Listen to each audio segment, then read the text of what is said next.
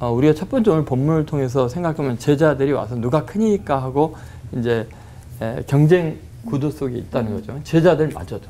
근데 이게요, 경쟁 구도 자체가 얼마나 큰 저주인가 한번 생각해 보세요. 이거 아주 인간의 죄성의 가장 큰 특징이 경쟁 의식이에요. 예를 들면은 처음에 범죄하게 될 때 하나님과 경쟁하려고 그랬죠. 하나님과 같아지려고 했거든요. 그럼 나중에 그 죄의 결과가 뭐예요?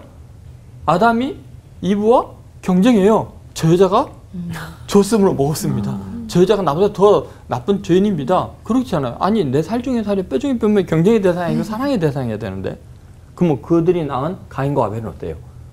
예배 드리면서도 경쟁하잖아요. 내 예배가 더 받을만 해야 되는데 예배 경쟁에서 자기가 졌다고 하니까 동생을 죽이잖아요. 그러니까 죄의 아주 근본적인 그 동력이 뭐냐? 경쟁의식이에요. 그거에서 돌아가면 풍요롭고 잘 되는 것 같고 발전하는 것 같은데 실상은 다 죽는 거예요. 왜 그러냐 보세요. 경쟁에서 낙오가 되거든요. 대부분 사람들이. 그러면요, 삶의 이유가 없어집니다. 어차피 노력해도 경쟁에서 탈락할 거라고 생각하면요, 사회를 다 뒤집어 놓습니다. 너도 죽고 나도 죽자. 근데 너무나 많은 사람들이 대부분이 한두 명의 성공을 위한 들러리에 불과하고 존재 가치를 잃어버리면 그 사회를 뒤집어지고 싶어서 범죄가 일어나는 거예요. 그럼 경쟁에서 성공한 사람은 바르게 살고 세상을 풍요롭게 하느냐? 천만에 맞습니다. 그 경쟁에서 이기기까지 치열한 노력을 했거든요. 그래서 다른 사람들은 해서는 안 될 짓을 하면서도 죄인 줄은 몰라요. 왜? 내가 이 자리까지 올라오는데 엄청난 희생을 했기 때문에 이 정도는 누려도 돼. 그래서 무너지는 거예요. 그렇죠? 그러면 보세요. 경쟁 구조 속에는 저주의 굴레를 벗어날 수가 없어요. 경쟁에서는 낙오죄도 세상에 해악을 끼치고 성공을 해도 세상이 희망이 없어져요. 그래서 경쟁 구도 속에 사는 것은 저주예요. 그래서 제자들이 와서 누가 크니까 할 때 예수님께서 이 경쟁 구도 속에 있을 수밖에 없는 죄인들이 어떻게 이 경쟁 구도의 저주를 하나님의 복으로 바꾸느냐, 그 이야기를 하고 계신 거예요. 그래서 두 번째 우리가 생각할 것이 뭐냐면은 포용 구도예요. 예수님께서 어린아이를 하나 갖다 놓고 뭐라 그랬어요? 이 어린아이 하나를 영접하는 것이 그건 나를 영접하는 거고, 나를 영접하는 자를 뭐라 그래요? 아버지를 영접하는 거다. 나 보내신 이를 영접하는 거다. 그러면 경쟁 구도 속에서 필연적으로 파생되는 이 낙오자들, 실패한 사람들, 어린아이같이 힘이 없고 자기 인생의 가치를 느끼지 못하는 사람들을 영접하는 것이 곧 예수님을 영접하는 거예요. 하나님의 나라를 품게 되는 어마어마한 이야기라는 거예요. 그러니까 이 포용 구도 속에서 경쟁 구도 속에 있는 그 절망감을 치유하는 능력이 있는 거예요. 그래서 예수님은 지극히 작은 자에게 한 것이 곧 나에게 한 것이다. 여러분, 우리는 예수님을 영접하는 방법은 보이지 않는 예수님을 믿습니다. 아무리 외쳐도 나 때문에 아파하고 힘들어하는 사람들을 포용하고 나를 미워하는 사람들을 품고, 내가 생각할 때 가장 무가치한 인간은 원수잖아요. 원수를 품고 가지 않으면 예수님 영접하는 게 아니에요. 그런 측면에서 본다면 경쟁 구도에서 벗어나는 가장 중요한 길이 뭐냐? 포용 구도가 경쟁 구도를 치유해 나가고 있는 거예요. 그 다음에 거기서 멈추지 않고 예수님은 역전 구도로 나아가세요. 그 오늘 마지막 구절이잖아요. 너희 중에 지극히 작은 자가 가장 큰 자니라. 정말 놀라운 이야기를 하시는데 포용 구도로 주님은 만족하지 않아요. 포용해온 사람은 얼마나 또 큰 사람이에요. 그죠? 근데 그 사람을 어떻게 해야 돼요? 가장 약하고 천한 사람을 포용해놓고도 나는 가장 작은 자입니다. 저 가장 작은 사람이 천국의 주인공입니다. 그렇게 역전 구도로 세상을 바라봐야 된다는 거예요. 근데 실제로 정말 그런가? 여러분, 성경을 보면 줄기차게 하나님께서 역전 구도로 세상을 이끌어 나가죠. 늘 보면 형 동생 중에서 동생을 축복하잖아요. 요셉도 마찬가지고 야곱도 마찬가지인데 경쟁 구도를 상징하면 야곱이에요. 야곱. 뱃속에서부터 태생적으로 경쟁하잖아요.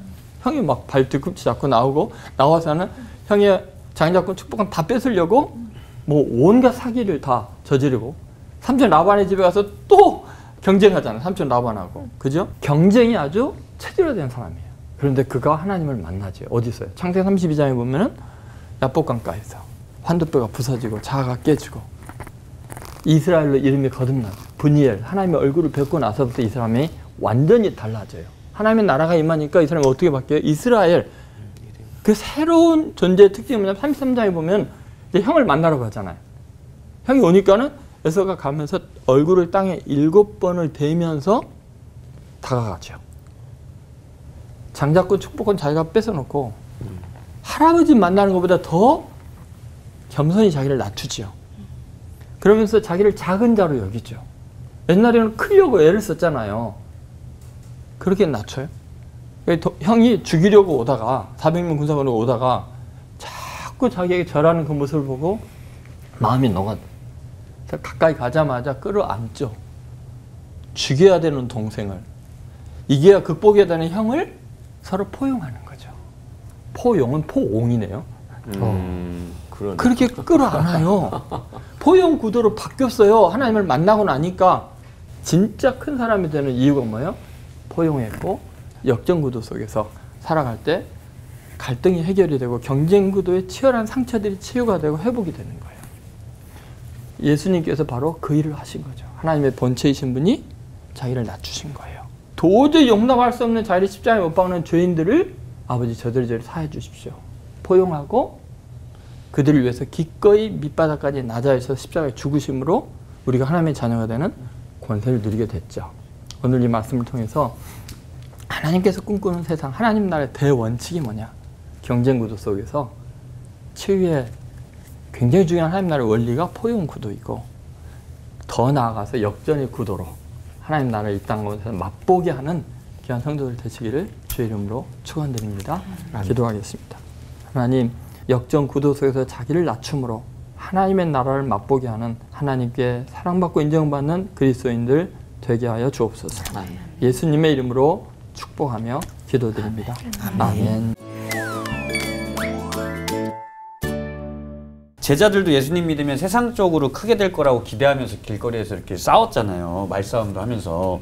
근데 제자들이 바랬던 것이 우리들이 바라는 거랑 크게 다르지가 않은 것 같거든요. 근데 혹시 이런 걸 극복한 성경 인물이 성경에 있는지 조동초 목사님께, 혹시 그런 인물이 있다면 그분도 과연 인간인 건지, 아니면 또 다른 능력, 달란트가 있는 건지.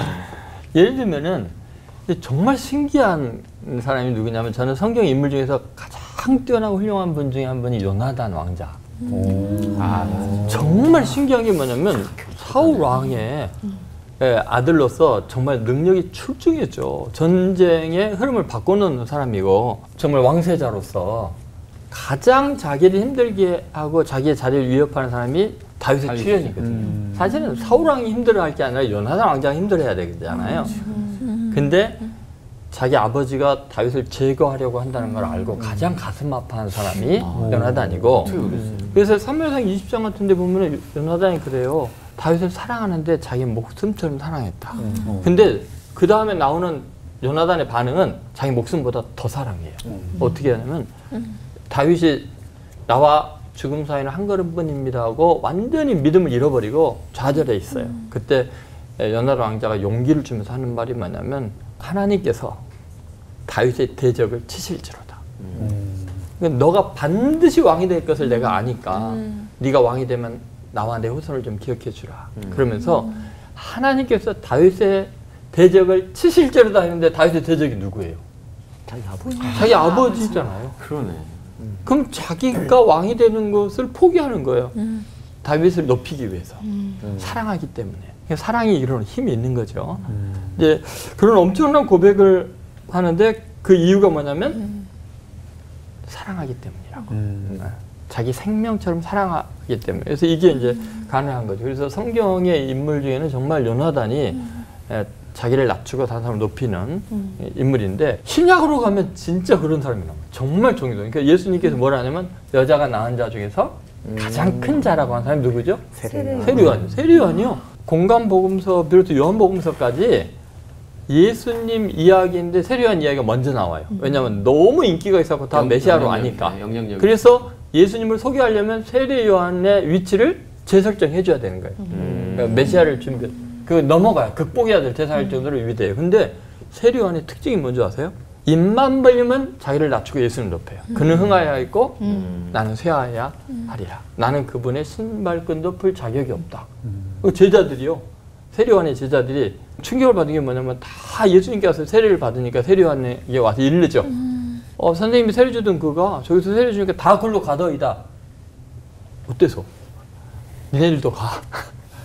세례 요한의 말을 듣고 세례 요한의 제자들이 다 예수의 제자로 가는 거예요. 안드레를 비롯해서 야고보, 요한 이런 사람들이 다 세례 요한의 제자였어요. 완전히 자기를 낮추고 다른 사람을 높이는 세례 요한의 모습을 보시고 예수님께서는 그가 여자가 낳은 자 중에 인간으로서는 가장 큰 자다. 그렇게 이야기를 한 거죠. 그런 성품이면 진짜.